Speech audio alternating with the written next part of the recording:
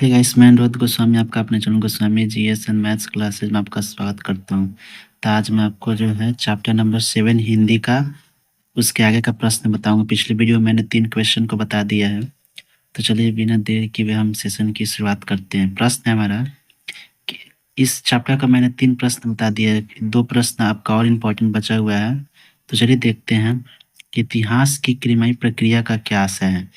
इतिहास में क्रियाई प्रक्रिया का आशय है कि जिस प्रकार हम किसी एक धातु के मिश्रण को दूसरे धातु में मिलाते हैं तो नया पदार्थ बनता है।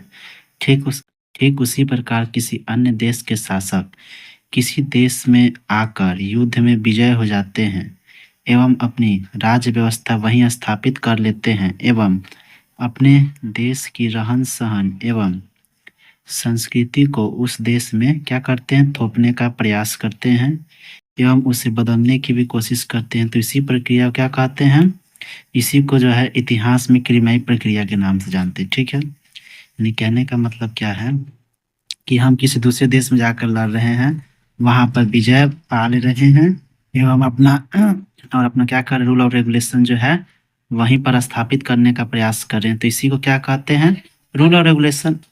तो इस प्रकार जो है इतिहास में इसको हम क्या बोलते हैं, क्रियाई प्रक्रिया भी कहते हैं। ठीक है, तो हम ये क्या करते हैं, ऐसे शासक अपने देश की रहन सहन भी, यानी कहने का मतलब सीधा है क्या कि अगर हम किसी दूसरे देश में जाकर युद्ध लड़ रहे हैं तो सीधा बात है कि हमारे देश की जो संस्कृति है तो उसमें भी क्या होगा, जिस देश में हम जा रहे हैं लड़ने वहाँ पर शासन कर रहे हैं तो क्या होगा, हमारे देश की संस्कृति के लोग भी वहाँ जाकर निवास करेंगे।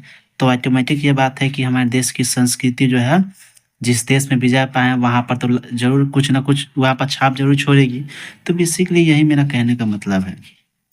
तो अब हम अगला प्रश्न को देखते हैं। अगला अगला जो है आपका लास्ट क्वेश्चन है, क्या क्वेश्चन नंबर 9 कि अंग्रेज नीले किसानों पर क्या अत्याचार करते थे। तो अंग्रेज ठेकेदार ने 19वीं सदी में नील की खेती का विस्तार किया। उस समय नील की मांग बहुत थी क्योंकि नील से ही रंग बनाए जाते थे।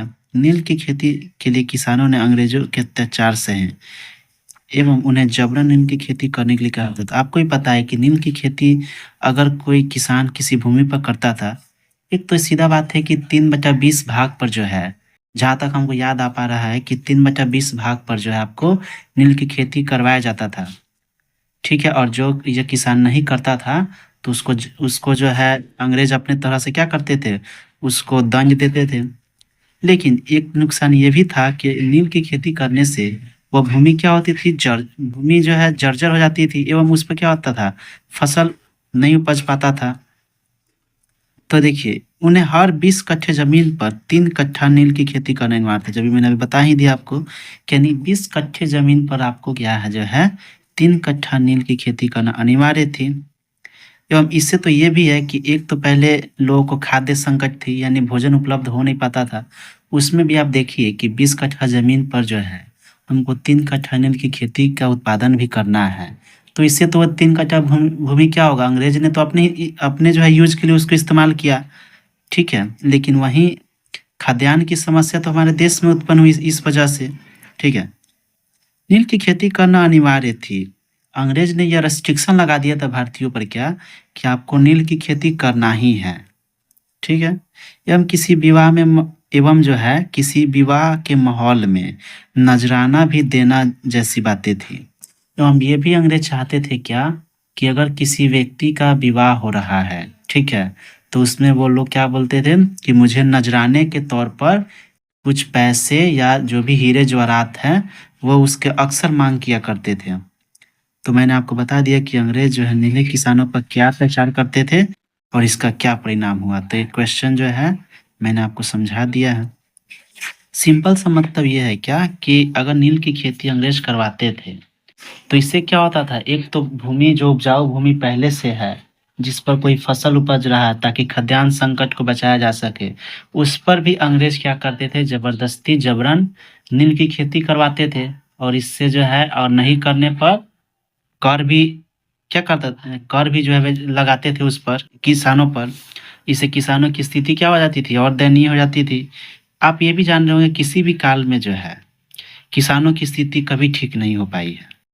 कारण कि जो भी शासक हुए हैं उन्होंने अपने स्तर पर किसानों पर बोझ करों का बोझ जो है डाल दिया। चाहे किसी भी काल का आप देख सकते हैं। तो इस प्रकार अंग्रेज़ों ने भी सेम वही किया। उन्होंने क्या किया कि किसानों पर जो है कर नहीं खेती करने पर जो है वे कर का जो है बोझ उन पर अत्यधिक डाल देते थे और जो बचा-कुचा जो है वे उनको जो है खाद्यान्न के लिए करते थे, तो भी उनको देना पड़ता था अंग्रेज़ को। तो इस प्रकार जो इस प्रश्न का आंसर को मैंने हिस्ट्री के जो है अकॉर्डिंग समझा भी दिया। तो ये क्वेश्चन नंबर जो है इसमें ये 9 भी आपका हो गया।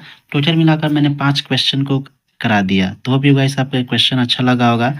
तो ऐसे इंटरेस्टिंग वीडियो के लिए आप हमारे चैनल पर बने रहें। मिलते हैं आपसे नेक्स्ट वीडियो में।